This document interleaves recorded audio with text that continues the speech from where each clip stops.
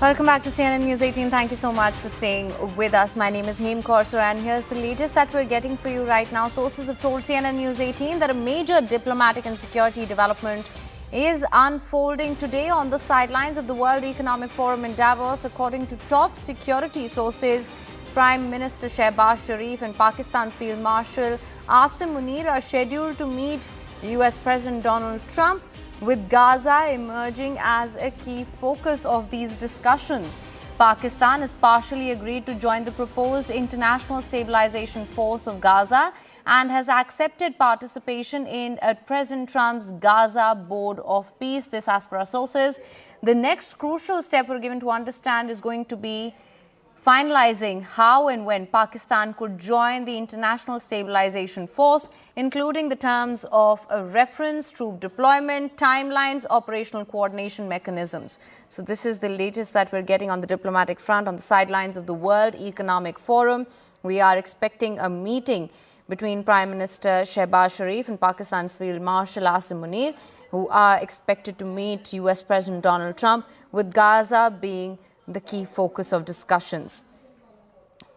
From what we do know so far, Pakistan has partially agreed to join the proposed International Stabilization Force for Gaza. For more on this, we have Anand Narasimhan live with us. Good morning, Anand. Thank you so much for joining me on the broadcast. Of course, we're given to understand that we could see on the sidelines of the World Economic Forum a meeting between Shehbaz Sharif and, of course, Donald Trump.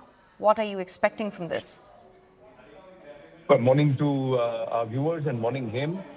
It is what the Pakistanis are going to beg and plead and try and extract out of Trump that is going to be important to watch because they want to be part of that Gaza Board of Peace, because they want to be considered as an important nation in the Muslim world, despite their penury, despite their lawlessness, and despite their open support to terror regimes.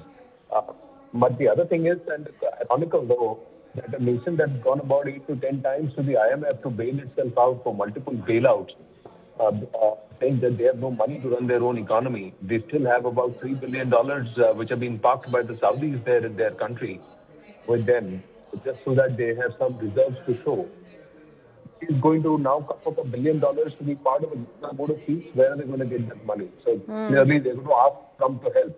They're going to try and ask Trump for a leeway or some economic assistance or somehow to try and wiggle out some deal from Trump. On the other hand, Pakistan officially does not recognize Israel.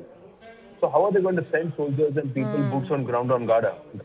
How are they going to get any chain of command? Because any decision has to be ratified by the Pakistan parliament. This is not a decision that Asim Munir can commit to and take on a whim. He will have to come back and get a clearance from parliament. And at that time, how are they going to explain to the radical mullahs, these very terror regimes that are raining venom again and vitriol against America day in and day out, that, oh, the military is shaking hands with the Americans and is going down there in Gaza to try and perhaps train the guns against hostile Hamas in the near future. So these are, and well, when they don't recognize Israel, how are they going to get their passport stamped? And on what basis? So these are all questions which the Pakistanis now have to encounter, but they are desperate. They're desperate because if the rest of the Muslim countries, about 7, 8 of them have already shown interest to be part of the Gaza Board of Peace, join ranks, then how is Pakistan going to be left out? Pakistan is the only nuclear nation in that region outside of Iran, and Iran's nuclear capabilities officially have not been weaponized. So barring Iran, if the Saudis, UAE, and some of the other countries, Egypt and some of the others, into this Gaza Board of Peace, and Pakistan is out, then it's huge embarrassment for it. Turkey is also part of it.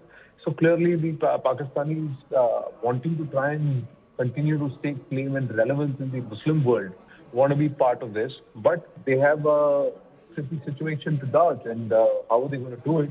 We'll have to wait and watch. But when they commit to being part of the ISF, that means they're willing to train their guns on the Palestinians and on the Hamas, the very people whom they have openly voiced support for.